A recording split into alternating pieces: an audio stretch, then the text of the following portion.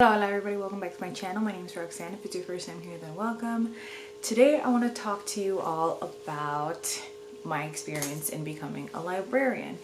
So I don't really have anything really planned out or any sort of script or anything like that. I'm just kind of going to talk to you about my experience, and if you happen to have any questions, I can do a follow-up or a Q&A.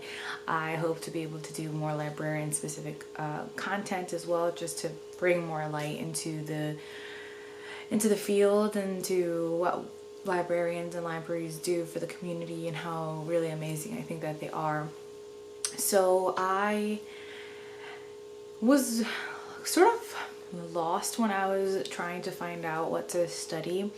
I liked a lot of different things, but I never really felt like I had a calling for anything specific. I wasn't ever extremely good at any one particular thing like math or science or anything like that. I really enjoyed reading, but I don't know if it was a lack of knowledge on my part about the different career options or improper guidance from counselors in high school or anything like that, but I was always under the impression that if you liked books and if you liked to read a lot, really your main career options were going to be teaching English or writing something in the sort of publishing world. And I never really considered myself so good at English that I could be any of those things, or be that proficient in something to be able to edit it or anything that might land me a job in a publisher. And so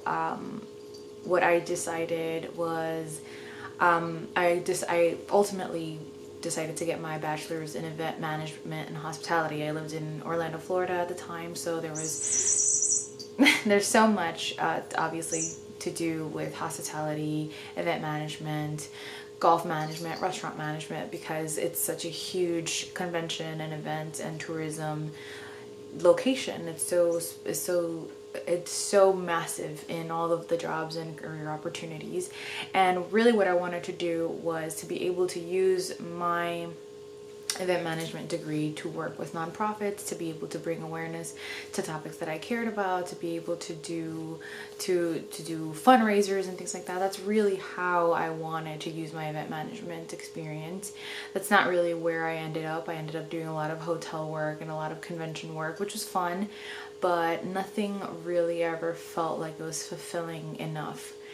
And through the years, I ended up in New York, and I started to see all these amazing libraries and really understand better what the library meant for communities. And I started to see a lot of librarians on BookTube and things like that, and I became curious about librarianship. I started to look up positions. At the time I was trying to look for a new job, and so I decided, just out of curiosity, let me look at what library positions there are. And I began to notice that to be a full librarian, you needed a master's degree. You can be a page, or you can be a clerk, or you can be assistants, do other things, but in order to have that sort of librarian title, most institutions will require that you have a master's degree from an ALA or the American Library Association accredited university. And so that sort of began my thinking of, is this something that I want to do? Is this a different career path that I want to undertake? I had never really considered grad school. I didn't really think that it was for me. I always enjoyed being a student, but I didn't want to go back to the sort of ins and outs of going to class and having to do homework and take exams and things like that. But the more that I thought about it, the more that I realized how special it was and how much it sort of kept calling to me. And I spoke to people who knew me, and everybody was immediately like, yeah, that makes so much sense for you. And so then I began to do some research. So in order to get most of these positions, you have to have a master's degree from an ALA accredited university. So I began to look, okay, what are the ALA accredited universities in my area? What type of classes do they offer? What is the makeup of the degree? what are the types of classes, what are the types of electives that they do, what in what format are the classes, so are they online or a mix, things like that.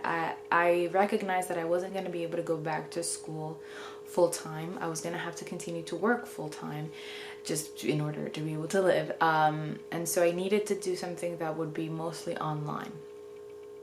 And so I began to look at the different universities, and two really caught my attention. I ended up, I think, going for the one that was at the time less expensive, because I was always also going to have to take student loans out, which would be my first student loans ever, because I was able to go through undergrad with student aid and scholarships, which was less of an option for me for grad school. So I decided to go for the less expensive of the two, but still one that had a good reputation, and which had, I think at the time, the president of ALA was an alum of the university that I just ended up going to. And thinking back on it, I think that's a huge consideration, is obviously how much it's going to cost, and how are you able to go to the classes. Are most of the options to do online available to you if you can? Those are, I think, two big considerations to have. But I think one that I didn't think of at the time, just mainly because I didn't know, and because I was doing it all by myself, and I didn't have any friends or any sort of community that I could reach out to for advice, I didn't feel I could. One consideration now, and what is my biggest sort of gripe with the institution in which I graduated from, is that most of the work was theoretical, which is okay if you already have a foundation of work in the industry, which some students did and some didn't. I didn't. I had done some volunteer work at a library, so that's another thing. Once I decided that I wanted to work at a library and pursue graduate degree, a master's degree in library information science, which is what it's called, I decided to start volunteering at libraries to just be able to get some sort of foot in the door. Most of the students that I was going to school with were coming from other careers. They were making career changes, and so that gives us that sort of makes us, I think, be a step down in the competition for work.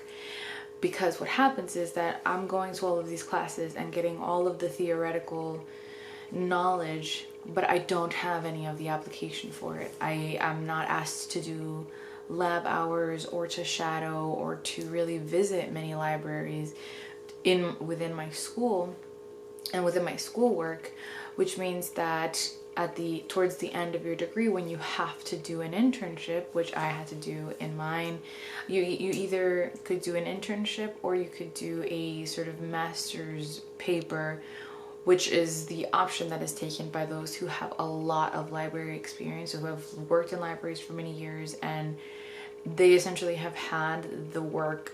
They've already mastered the work that you would get in an internship, and so you're asked to sort of write a paper that could be deemed publishable in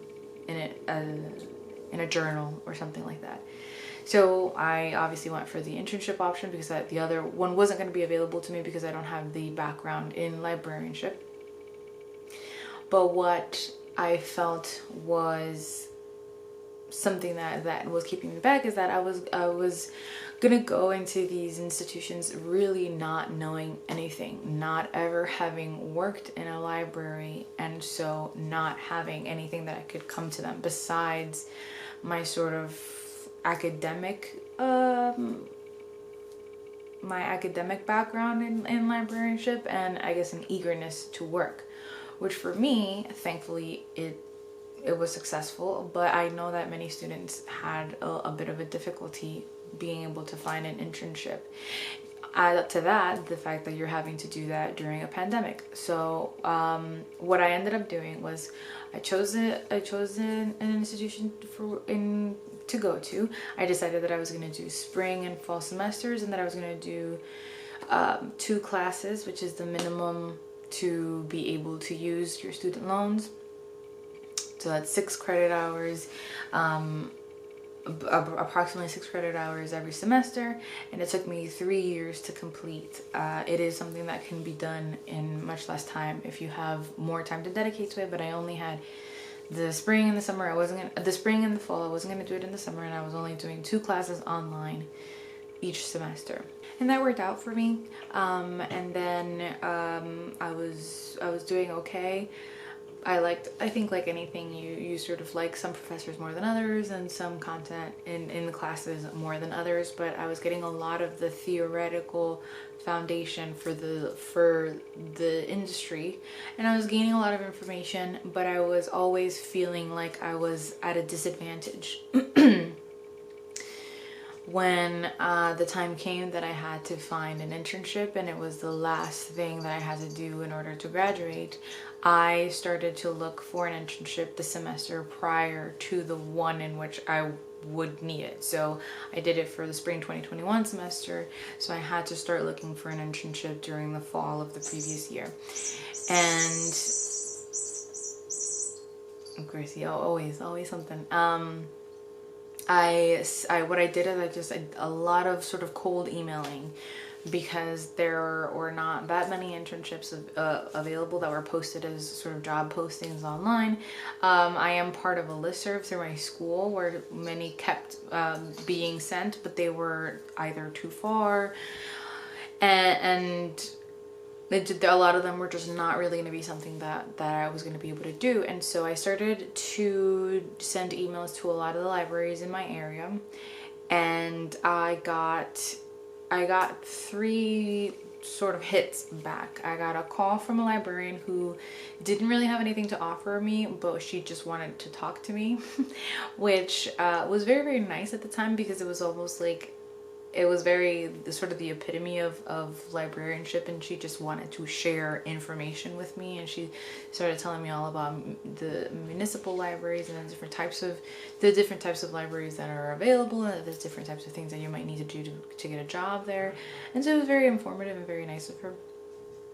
And then I got 2 requests to come in, and thankfully, I think just because I am able to sort of sell my excitement for the learning opportunity, and they could tell that I was passionate about it, and I guess I interview well. Both offered me an opportunity to come in to the library, and these are unpaid positions, so I now had to find a way to continue to work full-time, go finish my last 2 classes, and do an internship.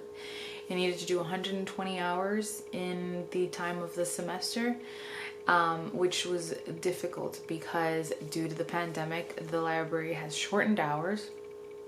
And so what we had to do was find sort of creative ways for me to be able to get hours in, which we did a lot of sort of work from home type of stuff.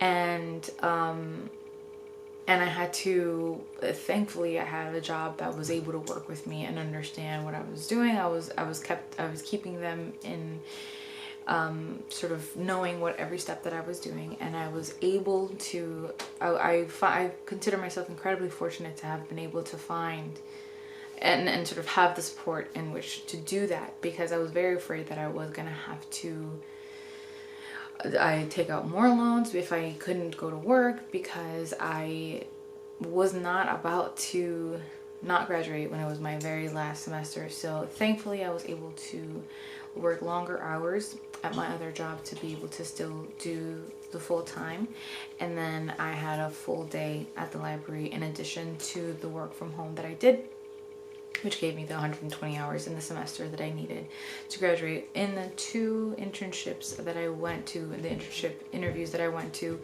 the things that I sort of looked for in making my decision, because both offered, was really just learning opportunities. So one was a larger library and had more things at its disposal that I could take advantage of and learn from. The other was very, very tiny, had a very, very small patronage, and a very, very tiny community, which meant that while I might have been able to do multiple things, it still seemed to be very much stuck in its sort of old ways. They still circulated VHS tapes and things like that, which is good, but I felt like it was going to limit the outreach, and it was going to limit the technology that I was going to be able to learn, because there's a lot of technology that is used now in libraries, and I felt like I was going to have more opportunities in my second one, in the larger library, and that ended up being a municipal library, which is run through the town, and that's the one that I ended up going to. And I had such an incredibly fortunate to have such an amazing experience. I ended up in the youth department, and I was able to create and develop a great working relationship with the youth services librarian there. We have a very similar philosophy towards librarianship, and yeah, we just really got along great. And I had so many questions and so many things that I was like, well, is this how you do this, or would it be better to do this? And that, in sort of my not knowing anything, I was asking so many questions, and I was saying so many things in order to be able to learn as much as possible, that what ended up happening was that I impressed them with my sort of desire to develop and to learn.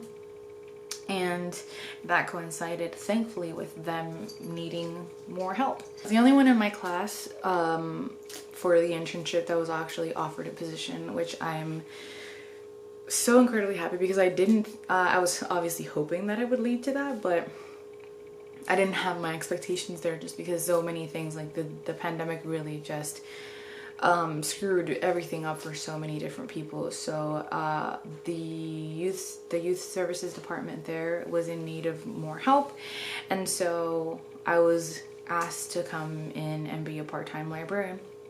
And so that's what I've been doing now for the past 2 weeks now, and I have to say I absolutely love it. To be honest, like, it is not, when I went in, I was thinking that I could use my event management background and perhaps do programs or community outreach, things that I still want to do, but I always thought that I would be working in the adult department,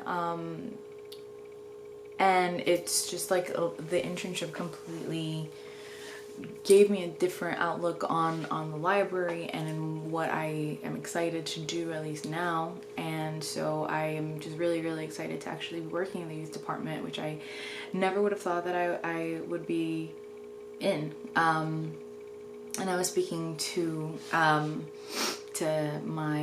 direct supervisor, who's a youth services librarian, and she says that while it is exciting and fulfilling to help adults with their reference questions, or with helping set up their resume or look for a job, and things that are incredibly helpful in communities and necessary, and they're one of the just a few of the myriad of things that libraries do. Galileo. And she says that there is for her nothing as fulfilling as being able to sit with a child and read with them and play with blocks or sensory tables, or see them develop. I mean, they might start coming into you as babies and toddlers with their babysitters, and then you get to see them grow up and go to high school and be with them in a book club and help them with their college essays and things like that. And all of that just sounds so incredibly fulfilling. So I'm so excited to be able to work. The way that my current sort of career trajectory stands is that this is a municipal library, so like I said, so it's run through the town. So full-time positions are civil service positions. So I am going to be part-time with them. I'm going to be with them for a while. I would say anywhere from like 9 months or to a year, getting the experience that I need.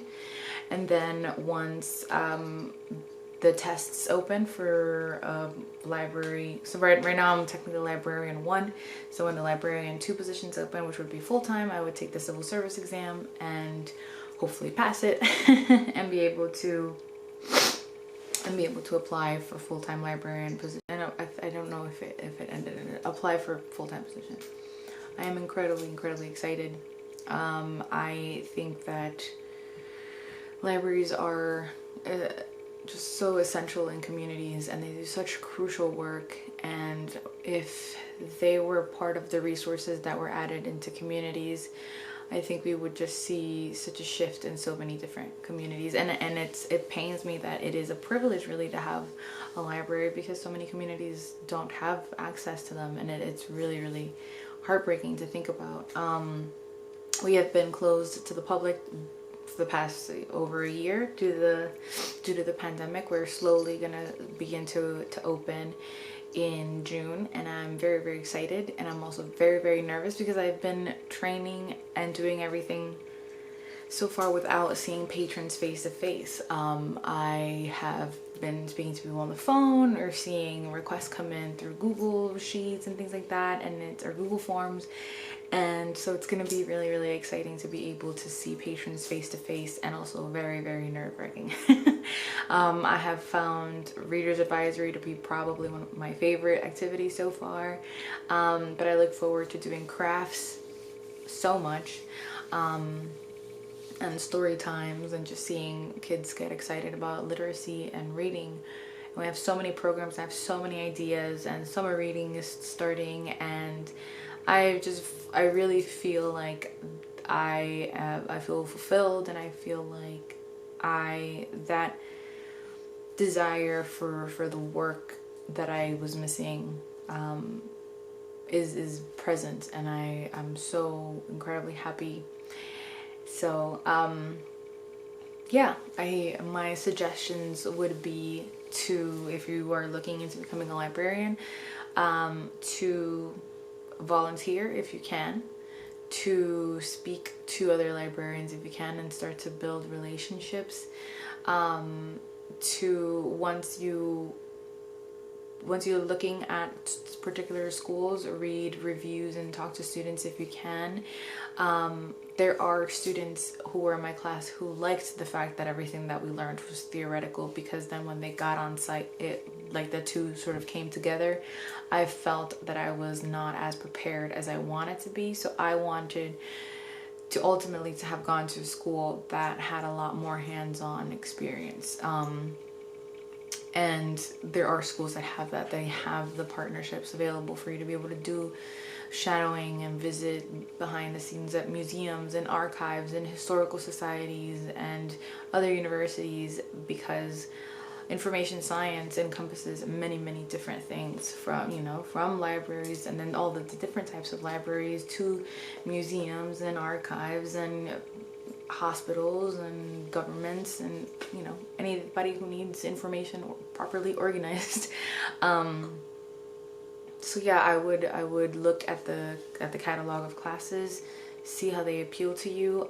Again, mine were very theory based, so management and serving diverse populations, which I actually really enjoyed. But like, I've been speaking to other students and other graduated librarians. They had like young adult classes and children's lit classes, which I think would have been great, but I didn't have.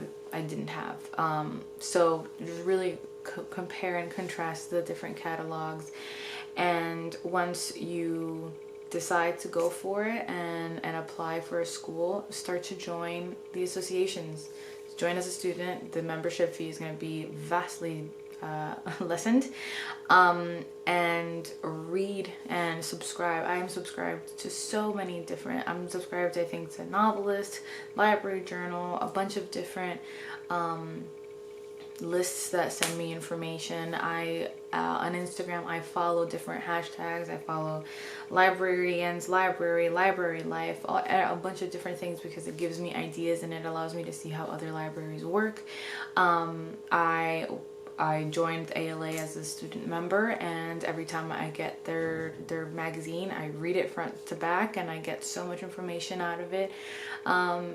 Do research. I have a lot of online events that I have registered for, many of which I actually haven't been able to sit down and attend just because I've been working, but different day of dialogues and things like that, that because now they're all virtual, once they have happened, you can still access all of the information. So read as much as you can and talk to as many people as you can, volunteer if you can, and good luck. I want the industry to grow. I want it to diversify greatly. I believe in my class for internship, which is the one in which I was able to see other people, I was, I think, besides the teacher, the only person of color. So, you know, and that is definitely something that plagues the industry. So yeah, this was a very general, sorry, the sun is like all up in my face. This is a very general video of just kind of how very quick how my experience went. But like I said, if you have any further questions, if you want to talk about anything, let me know down below. I also have my social media down below. If you want to connect with me on any of those and send me messages, I would really appreciate it, and I would love to talk to you all. And yeah, if you have libraries, please support them. Support your local library. They really need it, and they do some great work for communities. So thank you for watching and for listening. I love you all.